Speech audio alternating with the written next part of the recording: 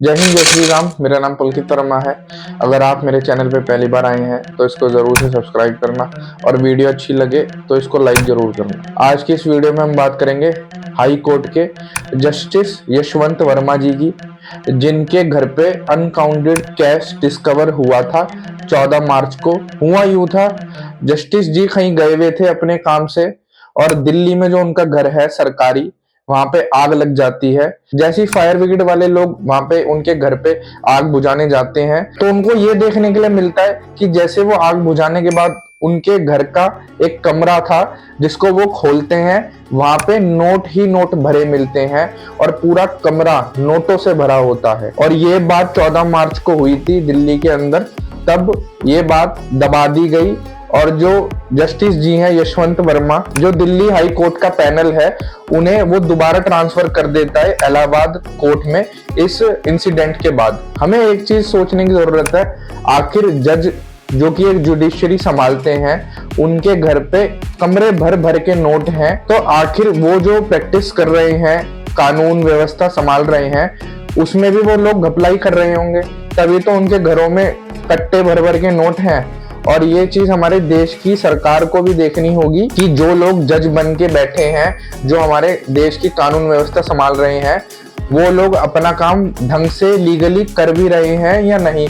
क्योंकि हमने आए दिन सुना है, कभी ना कभी किसी न किसी जज का नाम सामने आता है जो रिश्वत लेता हुआ पकड़ा जाता है या रिश्वत खोरी के चक्कर में उनका नाम सामने आता है। तो हमारे देश का जो भरोसा है वो हमारे हाई कोर्ट पे, सुप्रीम कोर्ट पे है। और ये सारी चीजें हमारे देश के जो जस्टिस लोग हैं, जो जज बैठे हैं, वो चीज संभालते हैं। और हमारे देश की जितनी भी जनता है वो इन सब लोगों पे विश्वास करती है कि जो भी हमारे कोर्ट का फैसला होगा वो सही होगा और हम उसका समर्थन करेंगे। पर जब ऐसे लोग हमारे सिस्टम में घुस जाएंगे तो हमारा जो विश्वास है वो कोर्ट के ऊपर से कम हो जाएगा, और ये लाजमी बात है। इस चीज पे हमारी देश की सरकार को भी सोचना चाहिए कि जो लोग हमारे कोर्ट के अंदर बैठे हुए हैं वो ढंग के लोग हैं या वो सिर्फ घूसखोरी कर रहे हैं। और जितने बाकी लोग हैं, जो बाकी जस्टिस लोग हैं, वो अपना काम बखूबी अच्छे से कर रहे हैं, क्योंकि सारे लोग घूसखोर नहीं हो सकते। हमारे देश का हाई कोर्ट हो, चाहे सुप्रीम कोर्ट हो, चाहे कोई लोअर कोर्ट हो, वहां पे आज की तारीख में भी बहुत अच्छे जज बैठे हुए हैं और वो अपना काम पूरी ईमानदारी से कर रहे हैं। तभी हमारी देश की जनता का विश्वास अभी भी कायम है हमारे कोर्ट पे।